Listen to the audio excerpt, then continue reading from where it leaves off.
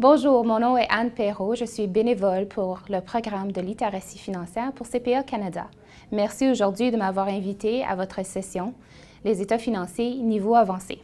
Nous allons passer 1 heure ensemble aujourd'hui et cette session est voulue d'être interactive. Alors, si vous avez quelques questions à me poser, allez-y, ça me ferait plaisir de vous répondre. Si jamais je n'ai pas la chance de répondre à vos questions, envoyez-moi un message et je répondrai lorsque je pourrai. La première chose, c'est de vous parler des questions courantes que posent les propriétaires d'entreprise.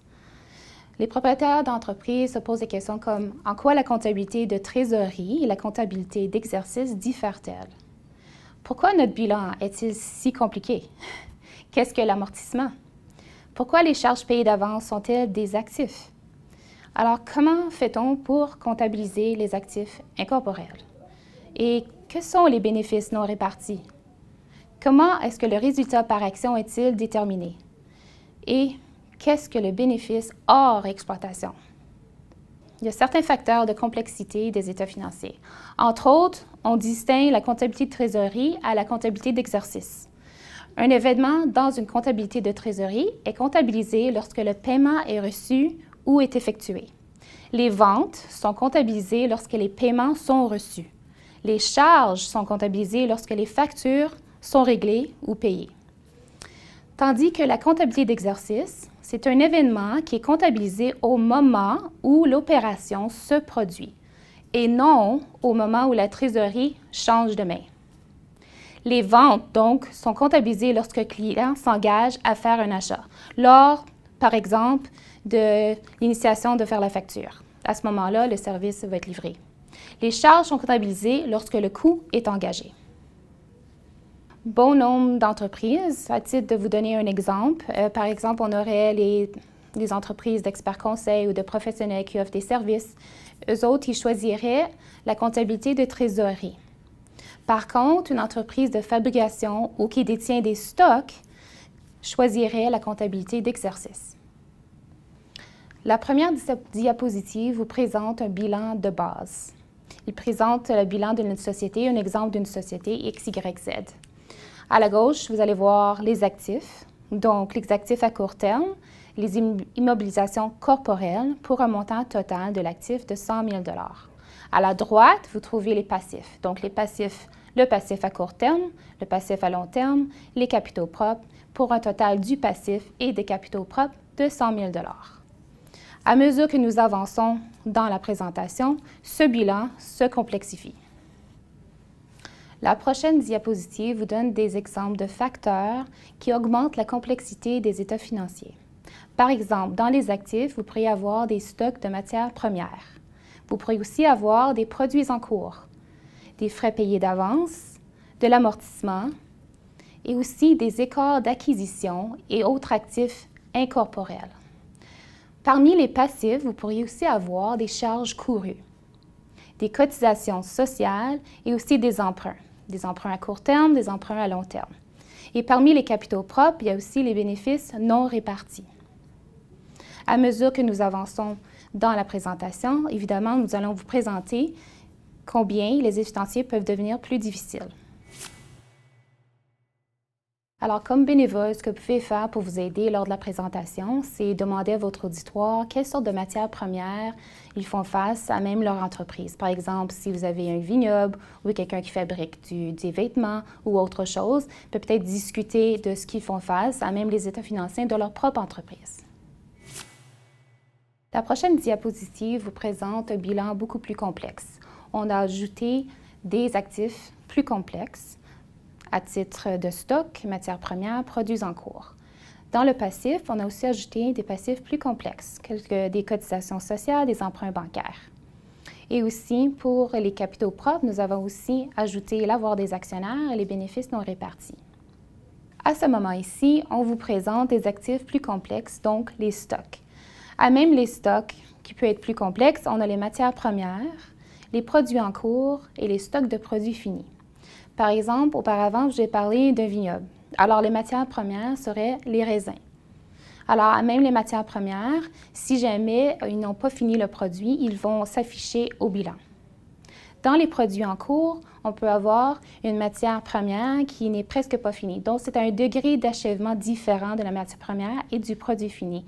Alors, il faut le démontrer et le divulguer au bilan, ce qui rend le bilan plus complexe. Dans les produits en cours, il y a aussi la main-d'œuvre qu'on doit inclure dans ce montant-là. Le stock de produits finis va être la matière ou le produit qui est prêt à vendre. Alors, il y a une partie de matière première, le produit en cours, la main-d'œuvre et ainsi la valeur du produit fini. Si jamais votre entreprise prend plusieurs mois pour fabriquer un produit, ces montants peuvent être importants. Alors, on comprend que si la valeur est très importante, ça complexifie votre entreprise et la présentation des états financiers, mais c'est important de le divulguer et de l'analyser. À ce moment ici, vous allez offrir une activité aux participants de l'atelier. Alors, vu qu'ils sont des propriétaires d'entreprise, des employés d'entreprise, vous pouvez leur demander quelles sont les matières premières, les produits finis ou les produits en cours qu'ils font face chaque jour à même leur entreprise. Un exemple auparavant pourrait être quelqu'un, évidemment, avec le vignoble. On a parlé du raisin, du processus pour la fabrication du vin et la bouteille de vin à la fin, qui serait le produit fini qui est vendu au consommateur. Dans le cas des entreprises au détail, telles qu'un magasin qui ne fait que vendre les vêtements, il y aurait seulement un stock, donc un stock de produits finis, mais il n'y aurait pas de matières premières ni de produits en cours. Un autre exemple d'actifs complexes sont les frais payés d'avance. Un exemple de frais payés d'avance serait l'assurance, le loyer et les fournitures de bureau. Ceux-ci s'afficheraient à l'actif à court terme. Alors, si nous prenons l'assurance, habituellement, nous payons d'avance l'assurance, peut-être pour l'année au complet, donc d'une période de 12 mois. Alors, si jamais votre fin d'exercice est le 31 décembre, mais vous êtes payé d'avance du mois de juillet jusqu'au mois de juin de l'année suivante, nous allons comptabiliser un frais payé d'avance d'au moins 6 mois. Vu que l'assurance est un montant que nous pouvons récupérer si l'assurance est annulée à un certain moment, ce montant, donc l'assurance payée d'avance, est considéré un actif. Un autre exemple de frais payés d'avance serait le loyer. Alors, si le loyer est payé d'avance peut-être pour 1 mois ou 2 mois, ou peut-être au début d'un mois ou à la fin d'un mois pour le mois suivant, on comptabiliserait, par exemple, pour le mois de décembre, un loyer, par contre, payé d'avance, vu que ce montant serait récupérable si jamais le loyer était résilié à cette date-là avant la fin de l'exercice. Un autre exemple d'actifs complexes serait les actifs incorporels. Parmi les actifs incorporels, nous avons les écarts d'acquisition, les actifs incorporels acquis et les actifs incorporels créés. Les actifs incorporels comprennent aussi les marques de commerce, les noms commerciaux, les brevets et les droits d'auteur. Les actifs incorporels sont très difficiles à évaluer et deviennent plus difficiles à présenter au bilan. Parmi certains actifs incorporels, les marques de commerce, les noms commerciaux, on peut retrouver Google, Apple et Coca-Cola. Parmi les actifs incorporels, on peut retrouver des actifs incorporels qui ont été créés et des actifs incorporels qui ont été acquis. Par exemple, si une entreprise a dépensé beaucoup d'argent pour créer un brevet ou un produit quelconque qui a une valeur à la suite de 50 000 $, mais par la suite, ce brevet augmente ou la valeur de cette marque de commerce augmente à 1 million $, nous ne présentons que le 50 000 $ au bilan. Par contre, si vous achetez un brevet, une marque de commerce, et vous avez payé 1 million $, vous allez présenter le coût de l'achat au bilan. Un autre actif incorporel qui est complexe serait l'écart d'acquisition. Alors, quand retrouve-t-on l'écart d'acquisition? Par exemple, si votre entreprise a acheté une autre entreprise et dans le prix d'achat, il se retrouvait des actifs corporels, des stocks de matières premières, des stocks de produits finis. Et entre la valeur que vous avez offerte et la valeur de ces actifs tangibles, il y a un écart. Cet écart est l'écart d'acquisition. Donc, par exemple, pour une entreprise qui a une belle marque de commerce ou un nom de commerce qui est prestigieux, il y aurait donc une valeur attribuée à cette marque de commerce ou ce nom commercial. Donc, on l'appelle l'écart d'acquisition et cet écart serait représenté au bilan dans la section actifs incorporels.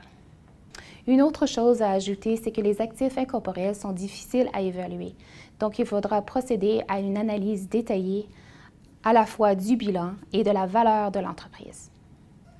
La prochaine diapositive vous démontre un autre actif complexe qui est l'amortissement. Alors, l'amortissement est une écriture comptable.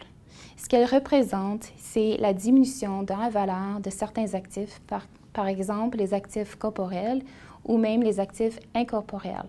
Alors, à mesure qu'une entreprise a un actif tel qu'un immeuble, par exemple, cet immeuble, soit par l'usure, l'obsolescence ou le temps, va perdre de sa valeur. Donc, nous démontrons le coût historique au bilan moins un facteur qui est l'amortissement et en anglais, on l'appelle depreciation, spécialement pour les immeubles corporels. Dans le cas de la trésorerie ou les créances, le coût historique est facile à déterminer car il représente la valeur actuelle, sans amortissement ou sans depreciation. Dans le cas d'un actif incorporel, nous appliquons aussi l'amortissement et en anglais, il l'appelle amortization. Alors, l'actif incorporel est aussi diminué vu la valeur est diminuée soit par le temps, l'usure ou autre. Ici, on vous présente un exemple d'amortissement. Donc, nous avons un véhicule qui est un actif, qui est un camion à benne. Nous l'avons acheté pour 50 000 $. Donc, son prix historique, alors son coût historique est 50 000 $. Nous croyons que le camion à benne aura une vie de 5 ans. Donc, nous allons l'amortir sur 5 ans. Alors, l'amortissement annuel sera de 10 000 $. Alors, dans le tableau ici-bas, vous pouvez voir que de 2013 à 2017, le coût historique du camion à benne est de 50 000 $. Donc, on voit 50 000 $, en 2014 jusqu'en 2017, moins l'amortissement de 10 000 $ qui est représenté à chaque année. Mais vous voyez que de 2013 à 2014, l'amortissement était 10 000 en 2013, ensuite 2 fois 10 000 en 2014, 20 000, alors 50 000 lorsqu'on arrive à 2017. Donc, si nous regardons la valeur nette du camion à benne, en 2013, il est de 40 000 $. Par contre, si vous regardez la valeur nette du camion à benne en 2017, il sera maintenant de 0 $. Un autre exemple que vous allez retrouver dans la section du passif de votre bilan, elles sont les charges à payer. Par exemple, de charges à payer, vous auriez les taxes de vente, le loyer, les salaires courus et les cotisations sociales. Et vous auriez peut-être aussi des produits comptabilisés d'avance. Alors, quelles sont les charges à payer? Ce sont des charges dont le paiement n'est pas demandé encore. Par exemple, si vous avez des salaires à verser pour vos employés de votre entreprise, ils sont payés le 1er du mois et le 15 du mois. Alors, si nous sommes le 16 du mois, vous avez un jour de valeur de charge à payer que vous devez à vos employés. Donc, ça serait représenté à ce moment-là dans le bilan comme étant un jour à payer. Par exemple, si vous fermez votre mois au 30 du mois, alors vous allez avoir une portion à représenter dans votre bilan, dans le passif, pour les charges à payer, pour les salaires du 16 jusqu'au 30, vu que le paiement aux salariés ne sera fait que le 1er du mois suivant. Un exemple de charge à payer serait les taxes de vente. Vu que vous percevez les taxes de vente d'avance ou sur le produit vendu, la taxe de vente n'est peut-être pas due avant le mois suivant ou peut-être 2 mois suivants. Donc, vous allez représenter ceci à titre de charge à payer à votre bilan dans la section passif. Un autre exemple serait les services publics. Alors, vu que vous n'avez pas encore reçu la facture qui est due pour le mois passé, vous allez représenter ça à titre de charge à payer, mais le montant n'est pas dû avant le mois suivant. Un autre exemple de charge à payer serait un produit comptabilisé d'avance. Par exemple, vous avez un client qui vous a payé pour un service que vous n'avez pas encore rendu. Ceci représenterait un produit comptabilisé d'avance. Par exemple, si vous êtes une entreprise qui donne des services de déneigement et votre client vous a payé le montant d'avance pour tout l'hiver, le service n'a pas été rendu encore. Donc, vous allez comptabiliser un produit comptabilisé d'avance pour le service qui n'a pas été rendu et le montant qui a été prépayé par votre client. Maintenant, les emprunts bancaires. Les emprunts bancaires portent souvent à confusion parce qu'ils ont une tranche à court terme et une tranche à long terme. Dans la tranche à court terme, vous allez avoir le montant de capital qui est à échéance dans moins d'1 an, tandis que la tranche à long terme représente la portion du capital qui deviendra à échéance dans les années futures. Dans cet exemple, nous avons un emprunt bancaire au total qui est de 30 000. Par contre, il y a un 5 000 $ qui est dû dans les prochains 12 mois. Et vous avez dans le passif à long terme le montant de 25 000 $ qui est dû dans plus d'1 an. Donc ici, vous voyez le passif à court terme, 5 000 $ et l'autre moitié, ce n'est pas vraiment une moitié, mais une portion qui est due plus que 12 mois, donc de 25 000 $. Maintenant que vous avez comptabilisé votre emprunt bancaire, donc dans le passif à court terme et le passif à long terme, donc le montant total de 30 000 $, vous devez maintenant comptabiliser les intérêts. Les intérêts ne seront pas présentés au bilan, mais ils seront représentés ou divulgués dans l'état des résultats. Une autre notion que vous devez savoir pour le bilan sont les capitaux propres. Les capitaux propres, par exemple, les bénéfices non répartis. Alors, nous avons 2 diapositives à vous présenter au sujet des capitaux propres. La première va vous donner la définition de certains items au bilan, à même la catégorie des capitaux propres. Alors, les bénéfices non répartis sont des bénéfices qui ont été cumulés par l'entreprise depuis sa constitution.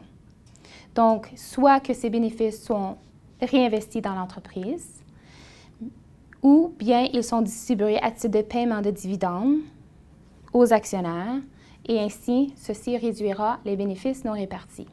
Et il faut comprendre que c'est une notion comptable. Alors, plusieurs compliquent la chose en pensant que c'est vraiment une trésorerie. Alors, c'est que c'est de l'argent qui est disponible à être distribué. C'est vraiment une notion comptable et les fonds ne sont pas nécessairement disponibles. Donc, la relation entre la trésorerie et les bénéfices non répartis n'ont vraiment peut-être pas rapport du tout par la complexité et les différentes catégories de façon de financer une entreprise. Une chose à savoir, c'est lorsqu'une entreprise génère des profits, elle peut faire 2 choses. Elle peut soit payer des dividendes aux propriétaires, aux investisseurs ou aux actionnaires. Elle peut soit conserver les profits et les réinvestir dans l'entreprise.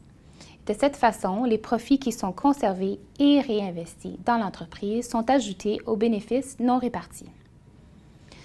Communément, nous pouvons aussi appeler les bénéfices non répartis comme étant un excédent accumulé ou bien un bénéfice non distribué. Le prochain tableau vous démontre comment calculer le bénéfice non réparti.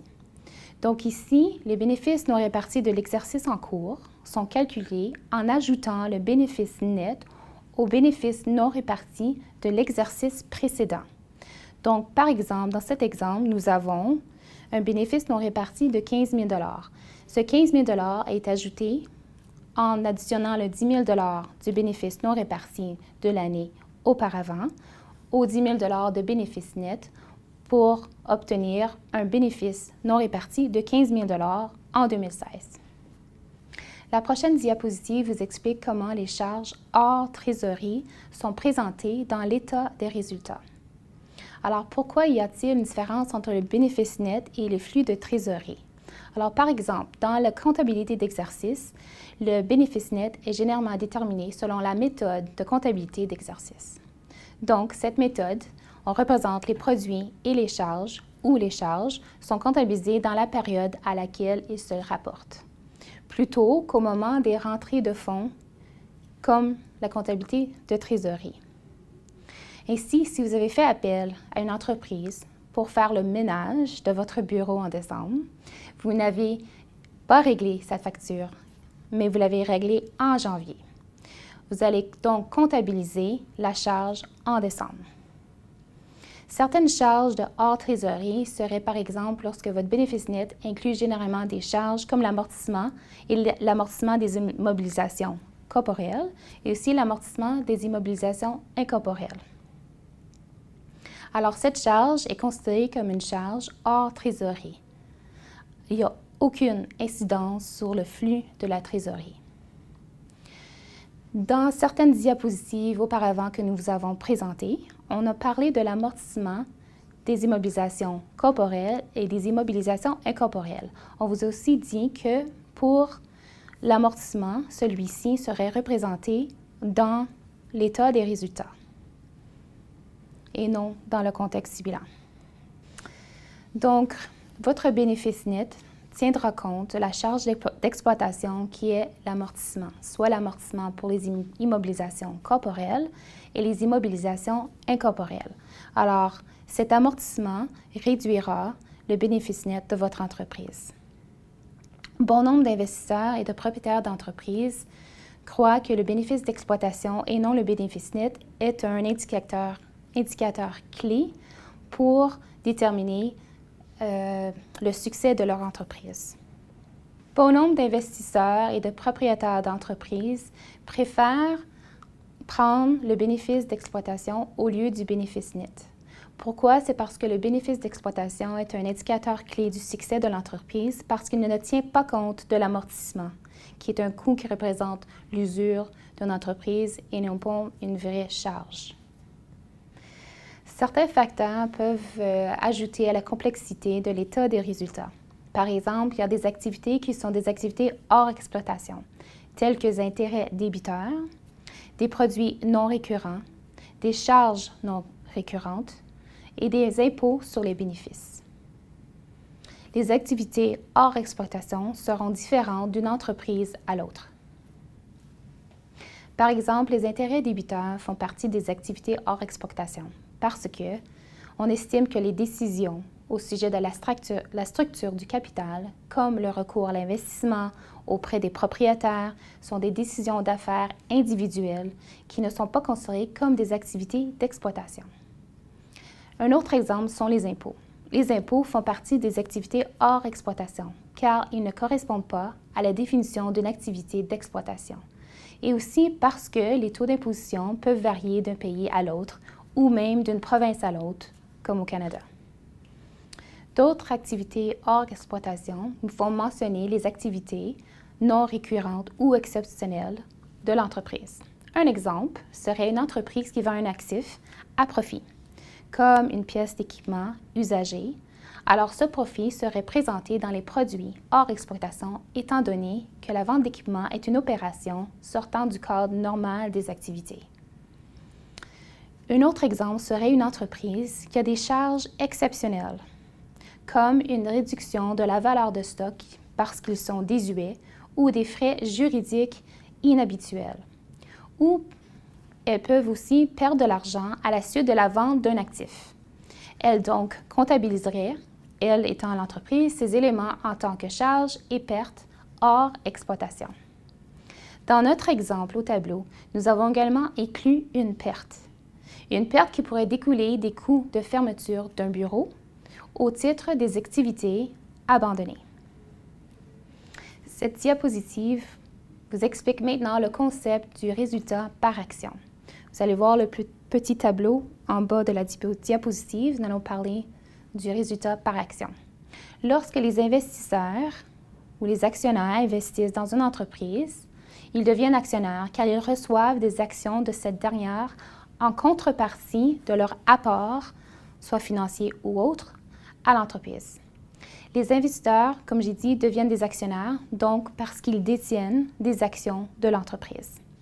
Lorsque les investisseurs deviennent actionnaires, ils ont une action qui leur est donnée selon la valeur de l'investissement. Donc, chaque action comporte une valeur.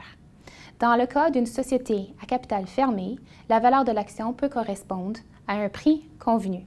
Par exemple, si l'investisseur a donné un montant de 50 000 il recevrait en contrepartie un montant de 5 000 actions.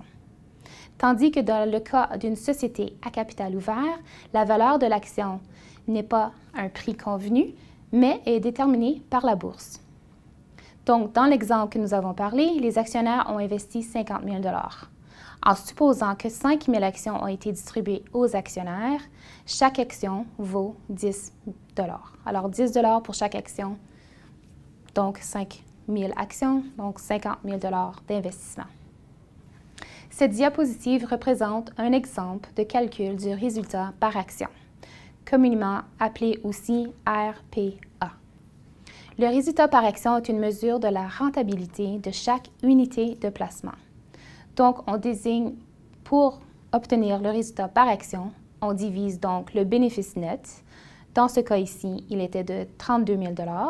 On divise le bénéfice net de 32 000 $ par le nombre d'actions détenues par les investisseurs ou les actionnaires. Dans ce cas ici, 5 000 actions. Donc, en divisant 32 000 $ divisé par 5 000 actions, nous obtenons une valeur de 6,40 $ par action. Alors, le résultat par action, le RPA, variera selon le nombre d'actions émises.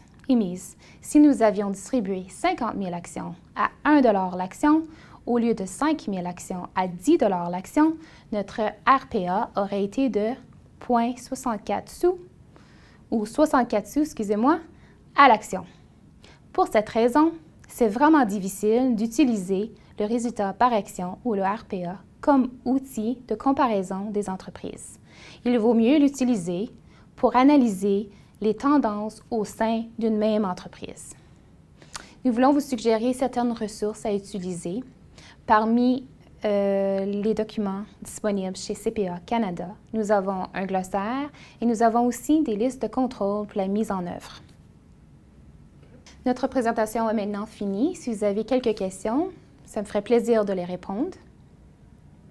Merci pour vos excellentes questions. Ça me fait plaisir de vous présenter aujourd'hui. Bonne journée à tous.